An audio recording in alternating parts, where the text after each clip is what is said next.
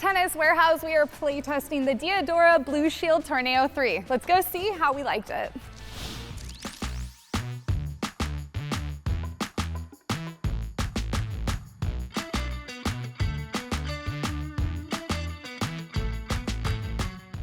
I've worn some Diadoras before and I always expect plenty of cushioning from them, and with these Torneo 3s that really was evident.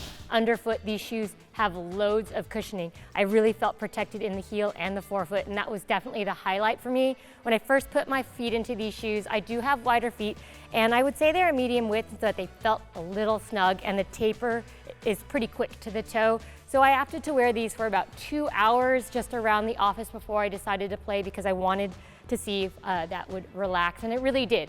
After a first couple of hours, the uppers did relax and they weren't squeezing me so much in the forefoot, although they always did feel a bit tight, again because of the quick taper to the toe that I mentioned.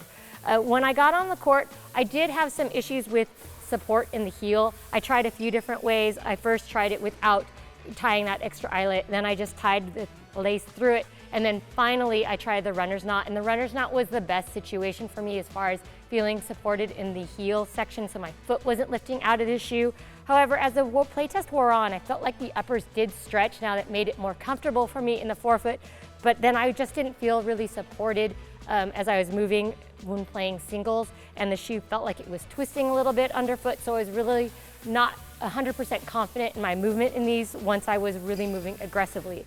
Overall, I do find that these are a bit tight in the forefoot, but I do love the cushioned feel underfoot.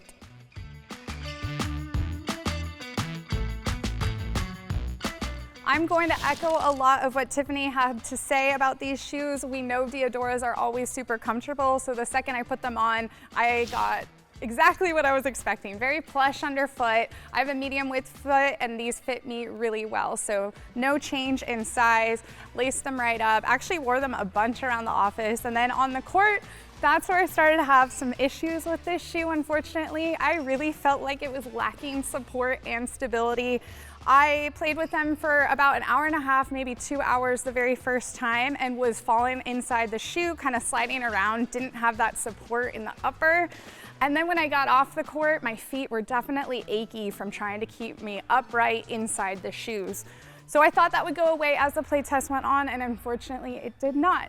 So these shoes became a pair of shoes that I wear strictly for when I'm coaching or working with players and not playing high levels of tennis. Super comfortable underfoot, but I wouldn't recommend it to someone who's playing a high level or drilling a ton. Just was missing a ton of support and stability. With that being said, no issues with the traction or the durability, but I didn't have a chance to really put the durability to the test. All in all, this is a really nice looking shoe. I think they look amazing and they're going to be super comfortable. But if you're looking for even more support and stability, I think that the Diadora B Icon is where you're going to find it.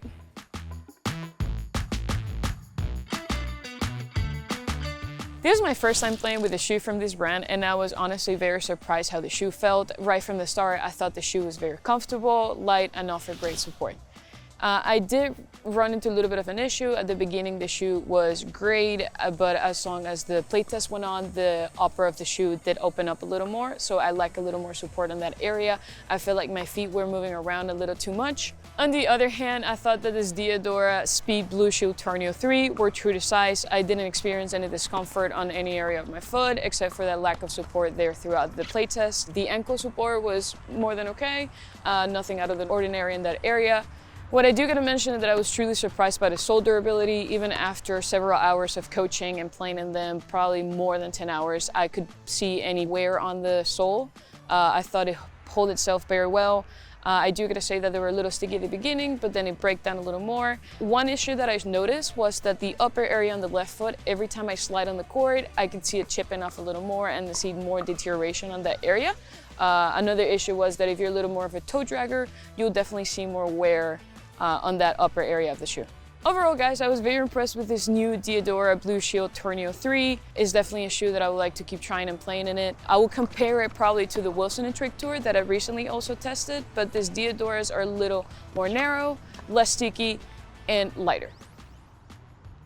I was overall extremely impressed with the new Diadora Speed Blushield Torneo 3. When I first put the shoes on, I noticed how amazing the cushioning was, and honestly, there were a lot of aspects I did love about these shoes, but that was my favorite part, just this amazing cushioning.